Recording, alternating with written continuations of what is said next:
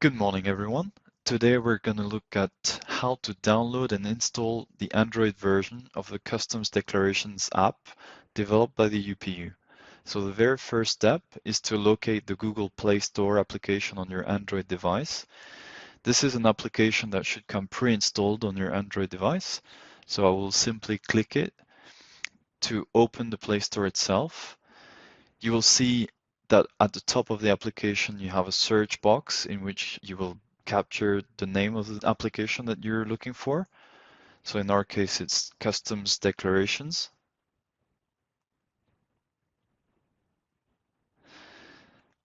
You search for the application itself and you'll see that there will be one entry corresponding to the application developed by the Universal Postal Union. So you'll simply click on it, and when you're ready to install it, simply press install.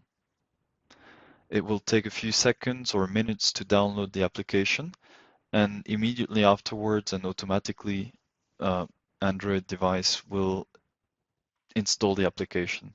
So here you get the choice to directly open it, or what I will do in my case, I will simply go back to my list of application, and here it is. It's ready to be launched. So when you click on it, you'll see the customs declaration applications for the very first time. You have now successfully installed the Android customs declaration app.